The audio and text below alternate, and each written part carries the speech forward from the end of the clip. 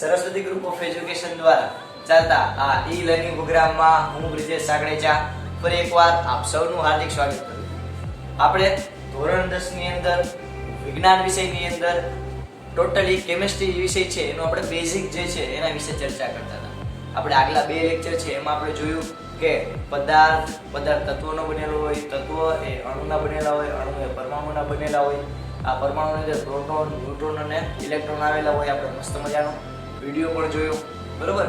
ત્યારબાદ આપણે જોયું બધાની ઇલેક્ટ્રોન રચના કેવી રીતે હોય, શું કામ પદાર્થ પર્ટિક્યુલર કોઈ એક આયન, બે આયન, ત્રણ આયન એટલે કે ધન આયન, ઋણ આયન ધરાવે, બરોબર।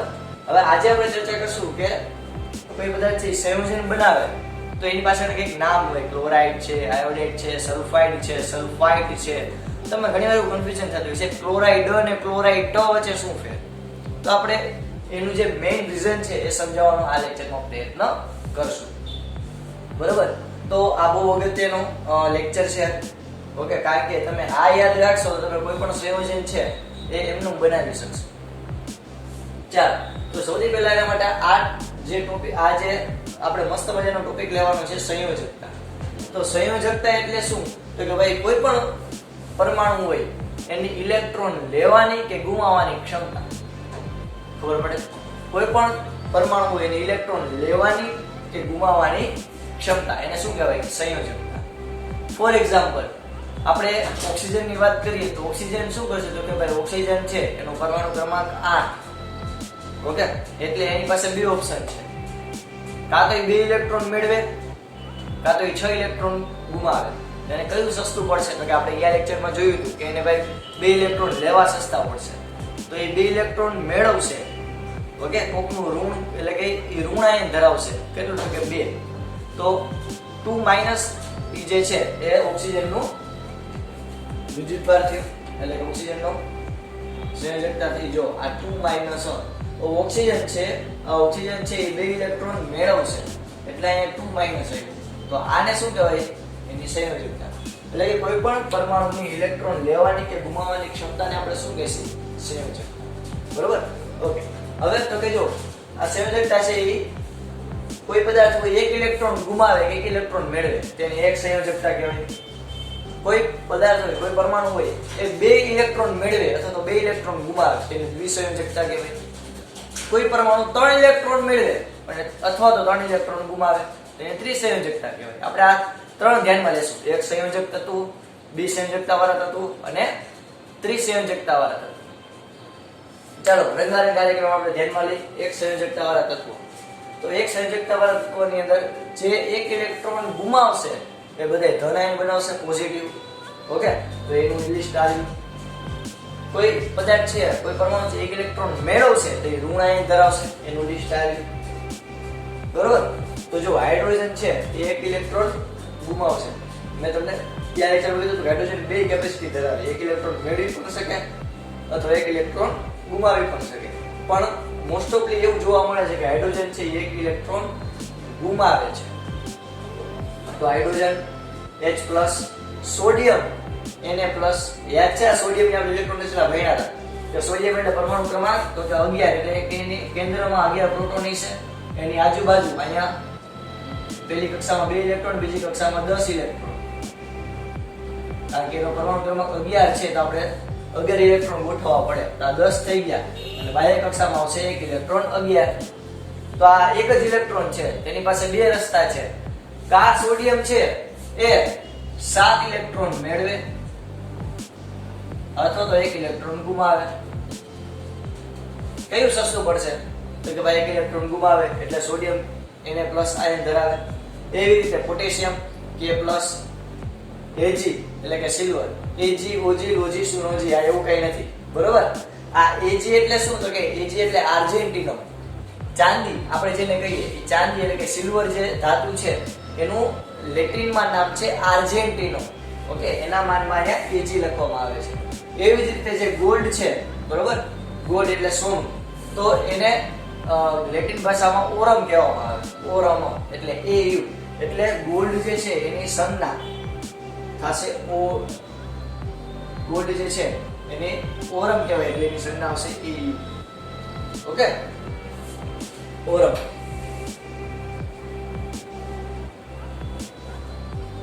ચાલો ક્લિયર. હવે તો કેજો અહીંયા એક છેલ્લો આયન આપેલો છે. હવે આ બધામાં તમે જો સિંગલ હતા, હાઇડ્રોજન પૈકી એક જ હતો, સોડિયમ એક જ હતો. ક્યારેક તમે આવું જોવા મળે NH4+. તો આમાં શું કરવું? કારણ કે આમાં તો બે તત્વો હોય, નાઇટ્રોજન છે અને હાઇડ્રોજન છે. તો આ કેવું સંયોજન છે આપણે એ સમજવાનો પ્રયત્ન કરીએ.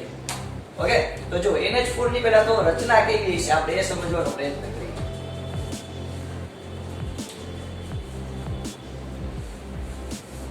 તો કે NH4, તો કે પહેલા તો કેન્દ્ર, પહેલા તો જો નાઇટ્રોજન છે આ બાજુ, એટલે કે આ નાઇટ્રોજન છે એનો પરમાણુ ક્રમાંક યાદ કરો 7. Very good. તેનો પરમાણુ ક્રમાંક 7, એટલે કે અંદર 7 પ્રોટોન હશે. તો આપણે બાહ્ય કક્ષામાં કેટલા ઇલેક્ટ્રોન રાખવા પડે?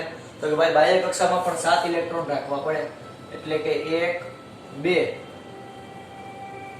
3 4 5 6 7 થઈ ગયા. તો અહીંયા 3 જગ્યા ખાલી રહી. કઈ તો કે આ 1 2 અને 3, આ 3 જગ્યા ખાલી રહી નાઇટ્રોજન પરમાણુ. હવે તો કે જો આ 3 જગ્યા ખાલી એટલે કે 3 ઇલેક્ટ્રોન જોઈ છે. તો હાઇડ્રોજન કહે છે વાંધો નહીં, હું તો દાતાર છું, દઈ દેવા તને ઇલેક્ટ્રોન. તો હાઇડ્રોજન છે, હાઇડ્રોજનનો એક પરમાણુ એટલે કે એક પ્રોટોન ધરાવતો હાઇડ્રોજન, એનો ઇલેક્ટ્રોન એક હશે. અહીંયા બીજો એક હાઇડ્રોજન હશે કે જે એક પ્રોટોન ધરાવે છે. આપણે પ્યોર બોર્ડ કરીએ, એ પોતાનો એક ઇલેક્ટ્રોન એની પાસે હશે. એવી રીતે આયા કોઈ એક હાઇડ્રોજન હશે કે જે એક પ્રોટોન ધરાવે છે.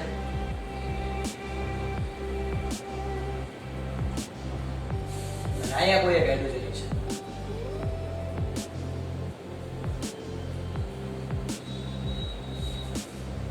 તો નાઇટ્રોજન ને કેટલા ઇલેક્ટ્રોન જોતા હતા? 3. તો આ ભાગીદારી થઈ જશે, એટલે કે આયન ઇલેક્ટ્રોન અહીંયા આવી જશે, આયન ઇલેક્ટ્રોન અહીંયા આવી જશે ખાલી જગ્યામાં. આયન ઇલેક્ટ્રોન આ ખાલી જગ્યામાં આવશે. હવે અહીંયા તો કે ખાલી જગ્યા જ નથી, તો હાઇડ્રોજન ક્યાં જશે? તો એનો ઇલેક્ટ્રોન એમનું બચી ગયો, સ્ટોર થયેલો રહ્યો. તો જો આ NH3 સંયોજન બન્યું, NH3. તો જ્યારે NH3 સંયોજન હોય તો એ સંતુલિત છે, કારણ કે નાઇટ્રોજન છે એને 3 ઇલેક્ટ્રોન મેળવવાના હતા, હાઇડ્રોજનને 3 ઇલેક્ટ્રોન દઈ દીધા, માથાકૂટ નહીં. NH3 બરોબર. પણ અહીંયા એક ઇલેક્ટ્રોન વધારે છે. જો હાઇડ્રોજનનો એક ઇલેક્ટ્રોન અહીંયા વધારે એમનો પેડો. તો હાઇડ્રોજન કે ભાઈ ના ગમે એ થાય, અમે ભાઈ 4 ભાઈ હંમેશા ભેગા જ હોય. તમે 3 જાશો તો હું આવી છે. તો હાઇડ્રોજન પરાણે આવ્યું, પરાણે અહીંયા 4 હાઇડ્રોજન થયા. તો 4 હાઇડ્રોજન થયા તો તમે વિચાર કરો કે એની પાસે એક શું છે, ઇલેક્ટ્રોન વધારે છે. ઓકે, તો એ શું કરશે? તો કે ગમે ત્યાં જોડાઈને એક ઇલેક્ટ્રોનનું દાન કરી દેશે, એટલે હાઇડ્રોજન પણ શું કરી શકે? જોડાઈ શકે. ઓકે, એટલે આનો કેવો વિઝ્યુઅલ NH4+. શું કામ અહીંયા એક પ્લસ શું કામ છે? તો કે એક જ આયન ધરાવે છે, એક ધન આયન ધરાવે છે. એટલે એનો મીનિંગ શું થયો? તો કે આ જે સંયોજન છે એ એક ઇલેક્ટ્રોનનું દાન કરે. કયા ઇલેક્ટ્રોનનું દાન કરે? તો કે હવે અહીંયાથી રહેલા ઇલેક્ટ્રોનનું દાન કરી દઈએ, એટલે હાઇડ્રોજન અહીંયા જોડાઈ શકે. અથવા તો તમે એમ કહી શકો કે આ હાઇડ્રોજન છે પોતાનો એક ઇલેક્ટ્રોન દાન કરી દે કે જેથી આના બધે ભેગો રહી શકે. ઓકે, એટલે NH4 છે એ ધન આયન ધરાવે છે. એટલે તમે તમારી બુકની અંદર ઘણા બધા ઇક્વેશન જોઈએ છે કે NH4 Cl એમોનિયમ ક્લોરાઇડ, પછી NH4 twice SO4 ammonium sulphate. આવા ઘણા બધા ઇક્વેશન જોવા મળે. તો અહીંયા આપણને પ્રશ્ન થાય કે સાહેબ આ NH4 કેવી રીતે આવ્યું? તો હવે ખબર પડી કે આ NH4 છે એ કેવો આયન ધરાવે? તો કે ધન આયન ધરાવે, NH4+. ઓકે, એટલે એ શું કરે? તો કે એક ઇલેક્ટ્રોન દાન કરવાનો ગુણધર્મ ધરાવે. ક્લોરીન એક ઇલેક્ટ્રોન જોતો હોય તો દઈ દે, NH4 Cl થઈ ગયું. ઓકે, ક્લિયર થયું? NH4. ઓકે, ચાલો હવે તો કે આપણે ઋણ આયનની ચર્ચા કરીએ. જો આ બધા સંયોજન કેમ બને છે એ તમને સમજાવું છું ડિટેલમાં, યાદ રાખજો. લાવો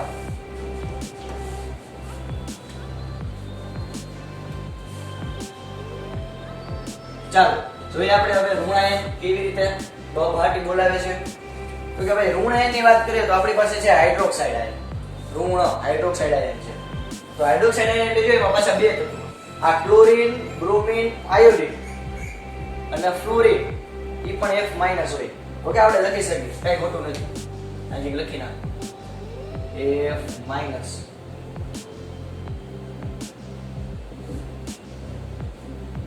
ફ્લોરાઇડ. ઓકે, તો આ 4 તત્વો છે ક્લોરીન, ફ્લોરીન, બ્રોમિન ને આયોડીન, એને હેલોજન તત્વો કહેવાય. શું કહેવાય? હેલોજન. ઓલી હેલોજન આવે લગનમાં શેડા પાડવા માટે, એ હેલોજન નથી. બરાબર, હેલોજન તત્વો એટલે કે હેલોજન તત્વો તરીકે ઓળખાય, હેલોજન પદાર્થો તરીકે ઓળખાય. કારણ કે ક્લોરીન, બ્રોમિન, આયોડીન અને ફ્લોરીન એની ઇલેક્ટ્રોન મેળવવાની ક્ષમતા કેવી છે? સૌથી વધારે. એ ગમે ત્યાં કહેવાય ને, આ બહુ બધે ચાલાક કે કોઈ પણ જગ્યાએ એક ઇલેક્ટ્રોન છૂટો રખડતો હોય ને આ ચારે તરફ લઈ. હવે આ તો યાર આ કામ કેવું તો કે આ પોલીસ વાળા જેવું કામ કરે. ગમે ત્યાં કોઈ દેખાણો કે ભાઈ મને લાગે કે આ શક થાય કે આ ભાઈ આ અડવિત્રો છોકરો હોય ફાટ કરતો લઈ એને જેવું કે એક ઇલેક્ટ્રોન એને જોતો હોય. કારણ કે ક્લોરીનને જો એક ઇલેક્ટ્રોન ઘટે એટલે ભૂલી ગયા પછી. ક્લોરીન પરમાણુ ક્રમાંક કેટલો? તો કે 17. તો ક્લોરીન ની અંદર કેટલા પ્રોટોન હશે? કે ક્લોરીન ની અંદર 17 પ્રોટોન હશે. એની બાહ્ય કક્ષા પહેલા તો 2 ઇલેક્ટ્રોન, પછી 10 1 2 3 4 5 6 7 અને 8. ઓકે, હવે એની ઉપરની કક્ષામાં 2 8 8. તો આમાં પણ આપણે 7 ઇલેક્ટ્રોન ક્લોરીન હશે તો 17 થાય ને. લાવ એક જગ્યા કેવી હોય છે? ખાલી. ક્લોરીનમાં એક જગ્યા કેવી હોય છે? ખાલી. બરોબર, તો એની પાસે બે રસ્તા છે. કા ઈ 7 ઇલેક્ટ્રોન ગુમાવે, કા 1 ઇલેક્ટ્રોન મેળવે. તો બે વાંચે 1 ઇલેક્ટ્રોન મેળવશે તો 1 ઇલેક્ટ્રોન મેળવશે. એટલે આ ક્લોરીન હોય, બ્રોમિન હોય, આયોડીન હોય કે ફ્લોરીન હોય એને હેલોજન તત્વો કહેવાય છે. આપણે જે આ પુસ્તકમાં બહુ ડિટેલમાં ભણશું. પણ યાદ રાખજો કે આ 4 તત્વો છે એ ઇલેક્ટ્રોન, એક ઇલેક્ટ્રોન એને ગમે ને ઘુરાવે, 1 ઇલેક્ટ્રોન દેખાય ને તરત લઈ. બરાબર, ક્લિયર? તો જો આપણે એક તમને સંયોજન સમજાવી દઉં કે આપણે એમ હોય NaCl મીઠું, સોડિયમ ક્લોરાઇડ જે ઘણાયમાં ન હોય તો NaCl. તો આમાં જો Cl છે એ માઈનસ હોય અને એને કેવો હોય? પ્લસ. એનો મીનિંગ શું થયો? તો કે ભાઈ અહીંયા ક્લોરીન છે કે જેને 1 ઇલેક્ટ્રોન જોતો છે, અહીંયા સોડિયમ છે, સોડિયમ 11 પ્રોટોન. તેની બાહ્ય કક્ષામાં કેટલા ઇલેક્ટ્રોન છે? તો કે જો પહેલા તો શરૂઆતની કક્ષામાં 2, પછી 8,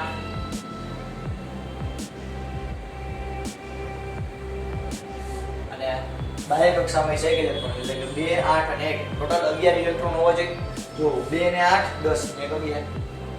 તો આ સોડિયમનો ઇલેક્ટ્રોન છે એ સોડિયમ કહે તો કે ભાઈ એને એક ઇલેક્ટ્રોન વધારાનો છે કે ભાઈ મારે કાલ તો દઈ દો, દાનમાં દઈ દો. તો ક્લોરીન કે ભાઈ લાવ મને લાવ. તો આ ઇલેક્ટ્રોન અહીંયા આવતો હોય એટલે કે આ બે વચ્ચે બંધ બન્યું, થઈ ગયું સોડિયમ ક્લોરાઇડ. લ્યો પતી ગઈ માથા, બીજી કઈ વાત જ નથી. ઓકે, તો આવી રીતે સંયોજન. ક્લિયર છે છોકરાઓ? તો આ ક્લોરીન, બ્રોમિન, આયોડીન અને ફ્લોરીન આટલું આવડી જાય. ચાલો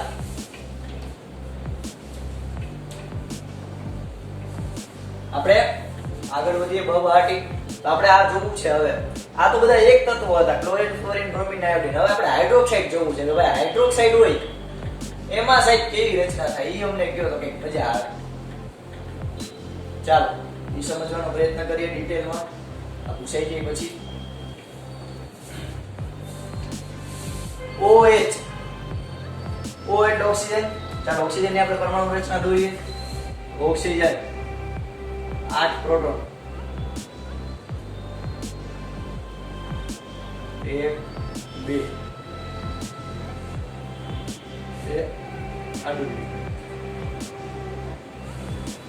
2 ઇલેક્ટ્રોન પહેલી કક્ષામાં.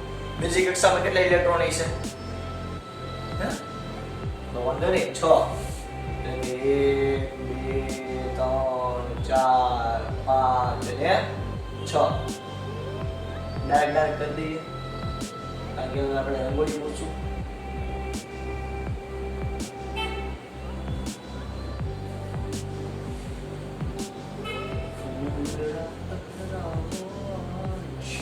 Okay, ready?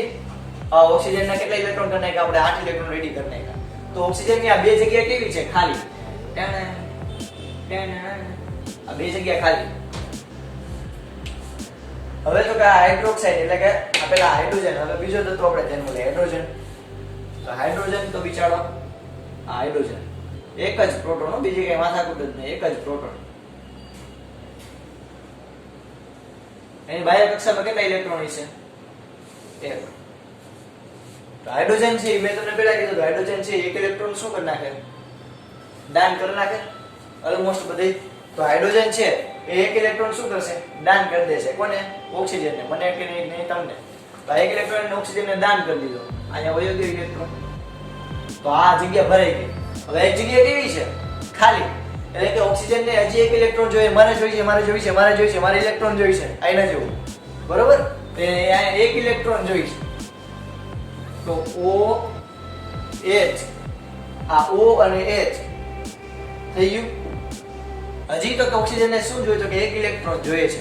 તો એને એક ઇલેક્ટ્રોન જોઈ છે. તો એક ઇલેક્ટ્રોન મેળવવો હોય તો ધન આયન આવે કે ઋણ આયન આવે? ઋણ આયન. એટલે કે એને એક ઇલેક્ટ્રોન જોતો છે. માઈનસ. એને એક ઇલેક્ટ્રોન જોતો છે. ઓકે. તો જો આપડા NH4 પ્લસ હતું, આ OH માઈનસ હતું. તો જો આ NH4 પાસે એક ઇલેક્ટ્રોન વધારે છે, તો આ OH ને શું કરશે? એક ઇલેક્ટ્રોન નું દાન. તો સંયોજન શું બન્યું?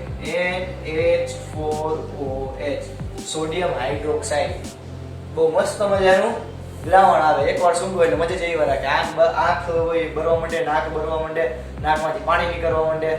ઓકે, એવું સાંદ્ર હોય NH4OH. મજા જ એવી વાર કે માથું દુખવા માંડે. એ પાછું બોનસ. તો NH4OH. ઓકે, ક્લિયર થયું? તો હાઇડ્રોક્સાઇડ આયન કેવી રીતે બને? તો જો આનું તમે નામ વાંચો, હાઇડ્રોક્સાઇડ. જે હાઇડ્રોજન અને ઓક્સિજન નું મિશ્રણ છે. એટલે જો હાઇડ્રોક્સાઇડ તમે સંચુકી વાળો તો હાઇડ્રોજન પ્લસ ઓક્સાઇડ બેનું ભેગું કરો, હાઇડ્રોક્સાઇડ. ઓકે,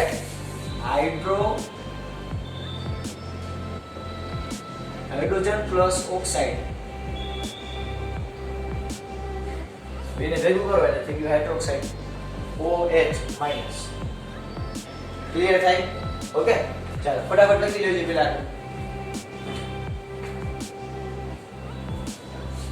ઓકે, ચાલો ફટાફટ પૂછી.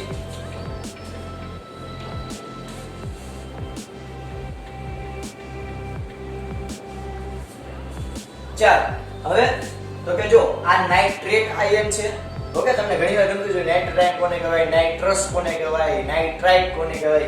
તો જો અહીંયા મેં લખેલું છે પહેલેથી જ. આ બધા રોજ તમે કોઈ પણ જગ્યાએ આવી નાની નાની ચિઠ્ઠી બનાવી લખેલી કે NO3- તો નાઇટ્રેટ આયન. એ નાની ચિઠ્ઠી બનાવી આમ આપણા બાયણા પાસે કોઈ બારી પાસે ગમે ત્યાં લગાડી દેવાની ઘરમાં, કે જેથી તમે રોજ નીકળતા હોય આમ જોતા જાઓ.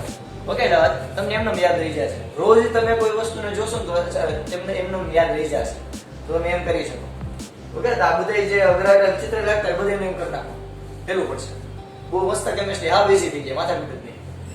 તો જો NO3- આ તમારે હોમવર્કમાં બનાવવાનું છે. NO2- આ તમારે હોમવર્કમાં બનાવવાનું છે. આ ClO3- એ હું નથી બનાવતો, એ પણ તમારા હોમવર્કમાં બનાવવાનું. Chlorate ion. ક્લિયર થાય? તો આ થયું HCO3- બાયકાર્બોનેટ, નાઇટ્રેટ, નાઇટ્રાઇટ. આ બધા એક સંયોજક આયનો કહી શકાય આપણે. તો આ જે આપણો લેક્ચર છે એમાં આપણે એક સંયોજકતા ધરાવતા જે આયનો છે એના વિશે ચર્ચા કરી. એટલે કે આ એક ઇલેક્ટ્રોન ગુમાવે, આ એક ઇલેક્ટ્રોન મેળવે. બરોબર? તો આ બધું મેં કીધું તમારે મસ્ત મજાનું પાકું કરીને રાખવાનું છે. તમે ચિઠ્ઠી બનાવીને તમે ગમે ત્યાં લગાડીને વાંચી શકો. બરોબર? તમે આવતા જતા રોજ જોતા હોય તો તમને એમનો વિચાર છે. આ બધું યાદ રાખી જેથી આપણને કેમિસ્ટ્રીમાં વાંધો આવે નહીં. બરોબર? આપણે જ્યાં સુધી રાખીએ છીએ બધું તમારી બુકની અંદર અંગ્રેજી પેનથી લખી લેજો. ઓકે, જય ભારત, જય લખી લેજો.